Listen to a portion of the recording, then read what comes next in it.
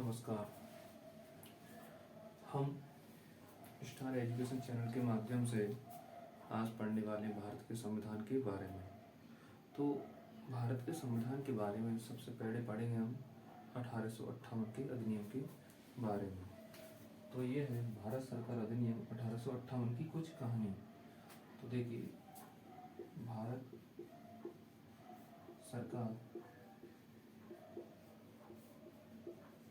अधिनियम 1858। अच्छा, क्वेश्चन ये बनता है कि भारत सरकार अधिनियम 1858 पेश क्यों किया गया था? ऐसा क्या कारण बना कि 1858 अधिनियम पारित करना पड़ा? देखिए, सबसे बड़ा मेन मुद्दा ये था कि हुई 1857 की क्रांति को देखते हुए कि आने वाले समय में इस प्रकार की क्रांति ना हो, इसलिए भारत सरकार अधिनियम 1858 पारित किया गया। तो चलिए पढ़ते हैं। देखिए, तत्कालीन ब्रिटिश प्रधानमंत्री, उस समय ब्रिटिश के प्रधानमंत्री थे हमारे, कौन थे? ब्रिटिश के पीएम थे हमारे लॉर्ड पामर्स्टन। कौन थे? लॉर्ड पामर्स्टन थे। तत्कालीन ब्रिटिश के प्रधानमंत्री लॉर्ड पामर्स्टन थे और लॉर्ड पामर्स्टन के माध्यम से 12 फरवरी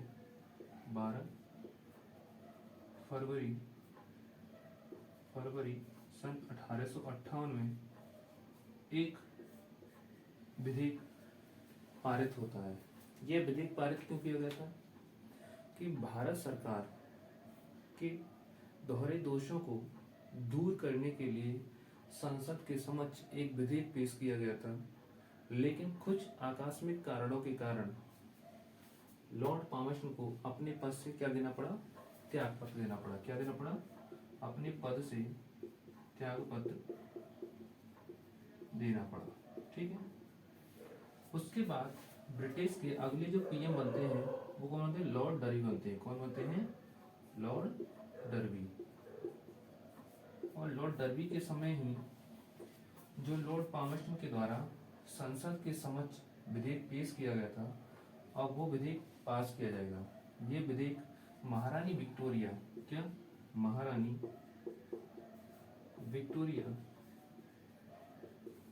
विक्टोरिया के एक घोषणा के माध्यम से 2 अगस्त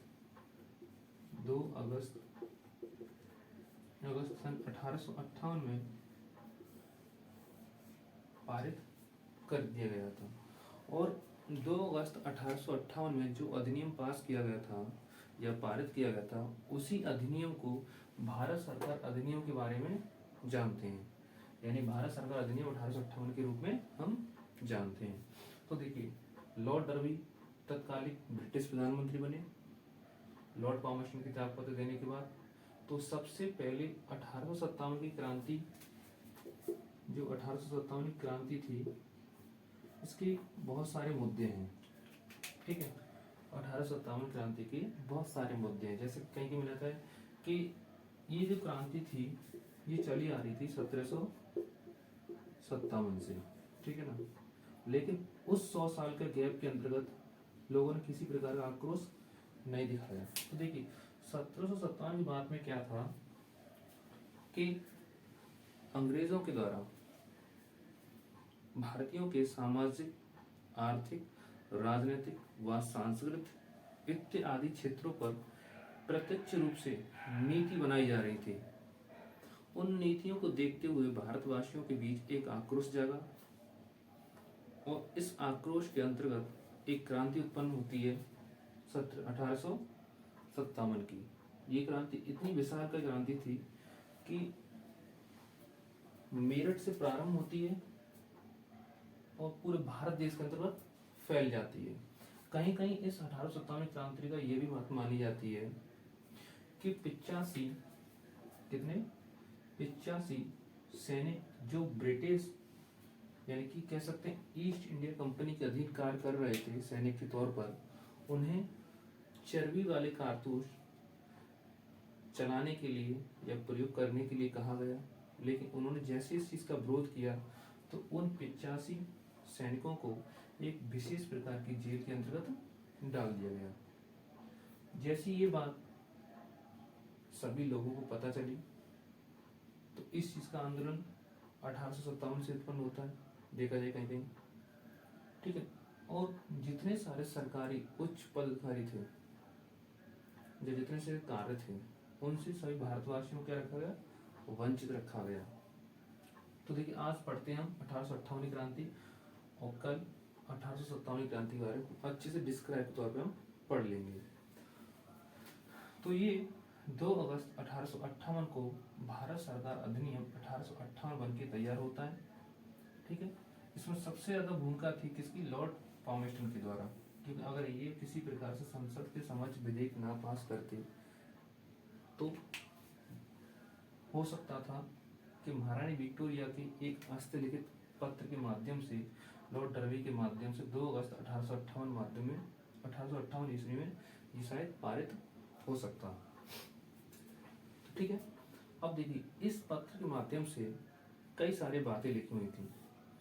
अब ये जो बातें लिखी हुई थी उन बातों को हम बनाए और पढ़ेंगे। देखिए ये बातें किस किस प्रकार से थी, जैसे कि इसमें लिखा हुआ था कि सबसे पहली बात जो ईस्ट इंडिया कंपनी थी, ईस्ट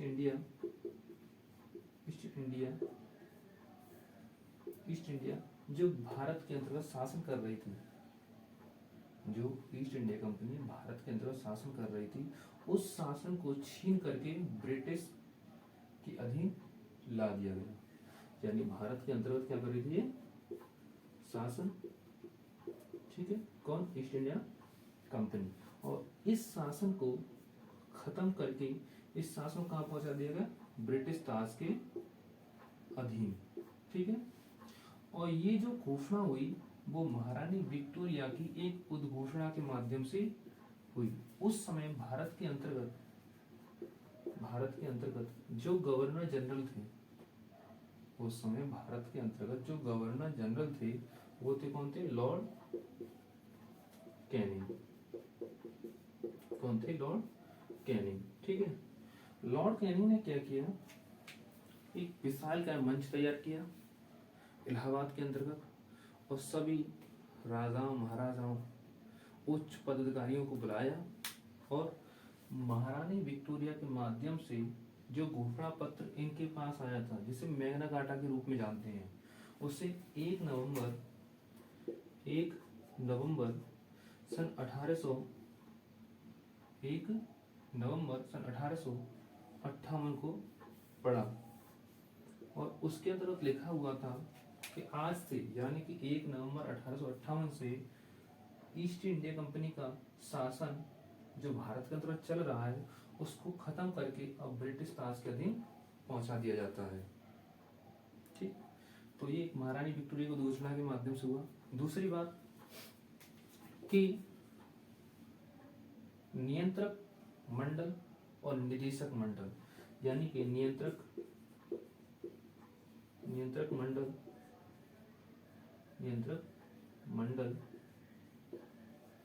और निदेशक मंडल, जिसे board of control and court of director के रूप में जानते हैं, ठीक है। यानी कि बोर्ड ऑफ कंट्रोल था और कोर्ट ऑफ डायरेक्टर था। ये जो बोर्ड ऑफ डायरेक्टर था वो ईस्ट इंडिया कंपनी के ईस्ट इंडिया कंपनी के सामाजिक मुद्दों पर कार्य करता था। कौन, नियंत्रक मंडल, किस पर, ईस्ट इंडिया कंपनी के सामाजिक मुद्दों पर। तो कह सकते हैं क्या, सामाजिक एंड राजनीतिक कार्यों पर, ठीक है ना। ज्यादातर बल दिया जाएगा किस पर, राजनीतिक बलों पर। कोर्ट ऑफ डायरेक्टर के बारे में बात की जाए तो ये ईस्ट इंडिया कंपनी के व्यवसायिक, किस पर, व्यवसायिक मुद्दों पर कार्य करता था ये, ठीक है। अब बात आती है इन दोनों को, यानी किसको, नियंत्रक मंडल और निदेशक मंडल, ये पारित हुए थे पिट्स इंडिया एक्ट सन 1784 के द्वारा, ठीक है। ये अलग इसलिए किए गए थे कि ईस्ट इंडिया कंपनी की देख रेख दो तरीके से किया है, राजनीतिक तरीके से और व्यावसायिक तरीके से। लेकिन 1858 यानी कि 1 नवंबर 1858 अधिनियम के माध्यम से इसको मर्ज करके बना दिया गया, भारत सचिव के रूप में जाना गया। किसके रूप में, भारत सचिव के रूप में जाना गया, ठीक है। यानी कि संपूर्ण शक्ति किसके अधीन आ गई, इन दोनों की, भारत सचिव के अंतर्गत, ठीक। जो कार्य कहां से करेगा, ब्रिटिश से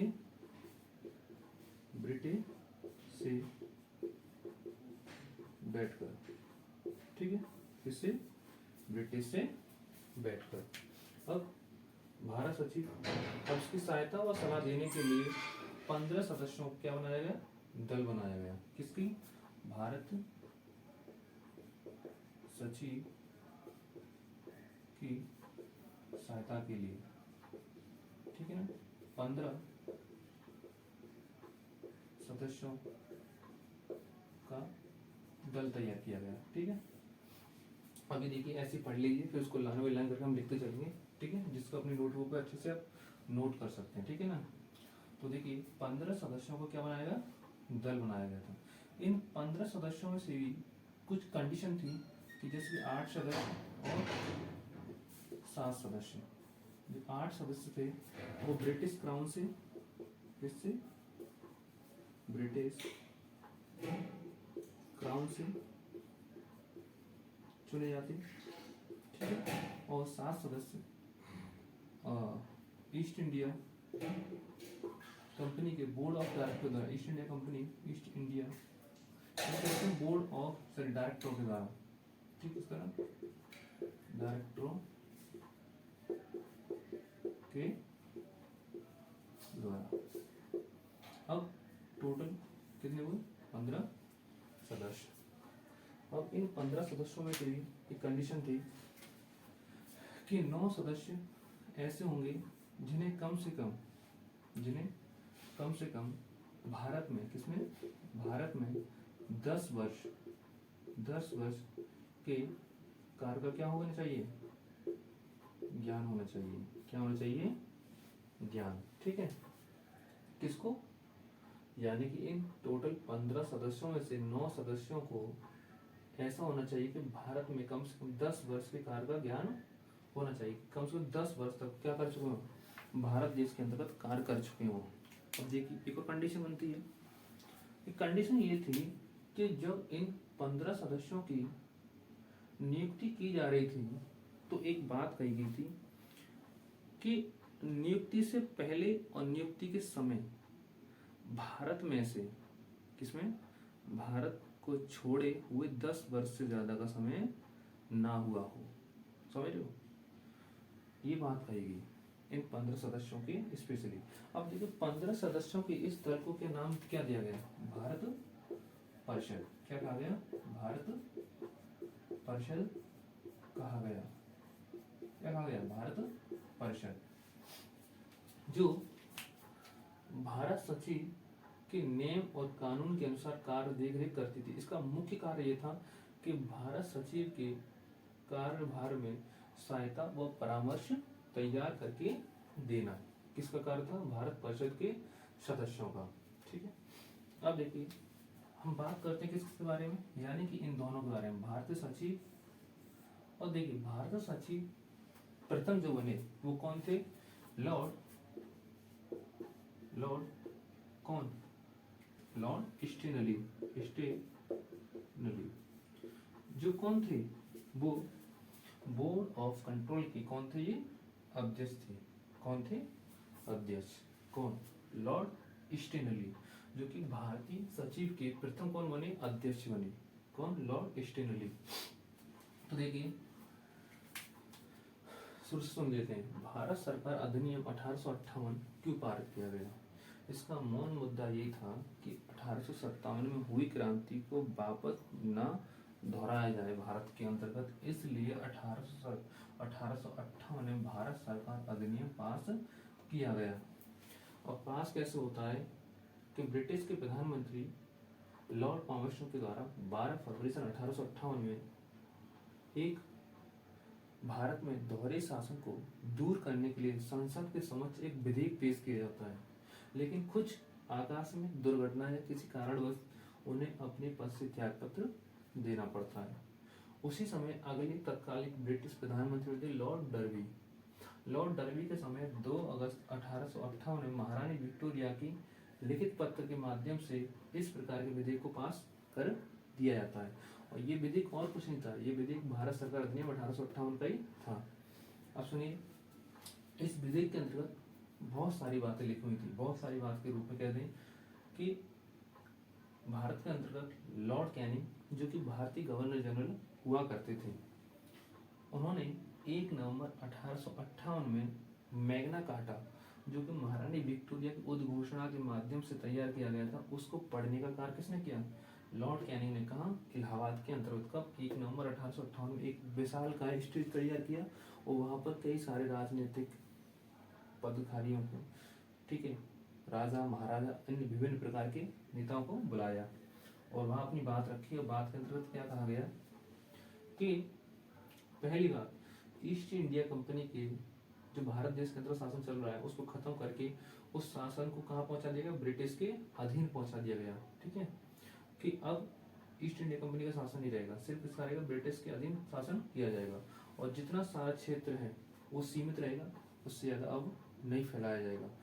भारतवासियों के लोगों को भारत यानी ब्रिटिश के अधीन नौकरियां प्रदान की जाएंगी। ये सब किसमें लिखा हुआ था? उस वाले विधेयक के अंतर्गत। और इस विधेयक की दूसरी बात थी कि नियंत्रक मंडल और निदेशक मंडल इन दोनों खत्म कर देने के बाद भारत सचिव का पद बनाया गया, जो कि ब्रिटिश के अंदर रहकर क्या करता था? कार्य करता था। इसके नियम और आदेश के कौन काम करता था? लॉर्ड कैनिंग जो गवर्नर जनरल हुआ करता था। अब इसकी लंबी कहानी है, देखिए। इसकी सहायता व सलाह देने के लिए इसको 15 सदस्यों का एक दल तैयार किया गया, जिसमें से 8 सदस्य ब्रिटिश क्राउन के द्वारा चुने जाते थे और 7 सदस्य ईस्ट इंडिया कंपनी के डायरेक्टरों के बोर्ड ऑफ डायरेक्टरों के द्वारा चुने जाते थे। किस द्वारा? डायरेक्टरों के द्वारा। अब इन 15 सदस्यों से एक बात करेगी तो 9 सदस्य कम से कम ऐसे होने चाहिए जिसको भारत देश के अंतर्गत 10 वर्ष का कम से कम क्या हो? ज्ञान हो, किसका? कार्य करने का।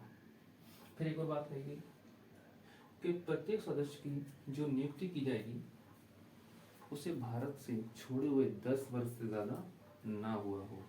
ठीक है, ये बात करेगी किस अधिनियम के माध्यम से? 1 नवंबर 1857 अधिनियम के माध्यम से। भारत सचिव जो प्रथम बने वो कौन थे? लॉर्ड स्टेनली थे। कौन थे? लॉर्ड स्टेनली, जैसा कि यहाँ लिखा हुआ है लॉर्ड स्टेनली। अब थोड़ी कहानी आगे बढ़ाते हैं, थोड़ा इसको रख करके कहानी को आगे की ओर बढ़ा के लेके चलते हैं। ठीक है ना, देखते हैं। यदि किसी कारणों से आपको स्टोरी अच्छी लग रही है सुनने में और समझ में आ रहा हो तो कहते नहीं, एक बात होती है कि हमारे चैनल को लाइक करें, सब्सक्राइब करें। और यदि किसी प्रकार से देख हमारी भाषा आपको ना समझ में आ रहा हो, समझाने का तरीका ना बता रहा हो, तो आप हम कमेंट की तरह आप हमको जज कर सकते हो और समझा भी सकते हो। देखिए हमारा क्या है कि यूट्यूब पे एक नया नया अनुभव है। हमको ज्ञान तो है क्वालिटी का अच्छा खासा, लेकिन यूट्यूब पे एक अनुभव नया है। उस नए अनुभव को देखते हुए आप कॉम्प्रोमाइज़ करना, और यदि किसी प्रकार से हमें कोई दिक्कत आती है पढ़ाते हुए तो आप हमको जज कर देना और जिसपे हम खड़े उतर सकें। ठीक है, तो देखिए अब क्या है, चलिए देखिए। अब भारत सचिव जो था क्या था? भारत सचिव। अध्यक्ष किसका था? अध्यक्ष था भाई किसका? भारत परिषद का। ठीक है, जो कि टोटल कितने थे? 15 सदस्य थे। सदस्य इनकी वेतन भत्ता खर्च जो दिया जा रहा था वो भारत राजस्व से दिया जा रहा था। किससे? भारत राजस्व की द्वारा। ठीक है, देखिए ना तो भारत सचिव को उनकी नियुक्ति करने का अधिकार था और ना ही इन्हें पद से हटाने का अधिकार था। ये जो अधिकार था वो किसके पास था? ब्रिटिश संसद के पास था। किसके पास था? ब्रिटिश संसद के पास था। किसके पास था? ब्रिटिश संसद के पास। अब सुनिए, ये कहानी यहाँ तक खत्म थोड़ी। हाँ, थोड़ी सी बात और है कि भारत परिषद को दो विषयों से संबंधित ऐसा अधिकार दिया गया था कि भारत परिषद की बात मानने के लिए भारत सचिव को क्या कर दिया गया था? बाध्य कर दिया गया था कि आप दो विषयों से संबंधित हमारी बात को मानोगे। ये किसने कहा? भारत परिषद के 15 सदस्यों के द्वारा। और ये दो बात कौन कौन सी थी? देखते दो बात। पहली बात कौन सी थी? अर्थव्यवस्था। कौन सी थी? अर्थव्यवस्था। ठीक है, दूसरी क्या थी? अखिल भारतीय सेवा से संबंधित।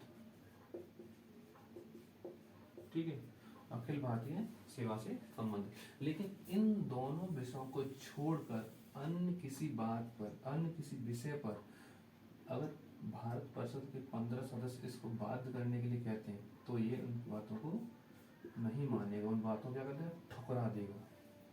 ठीक है, ठुकरा देगा।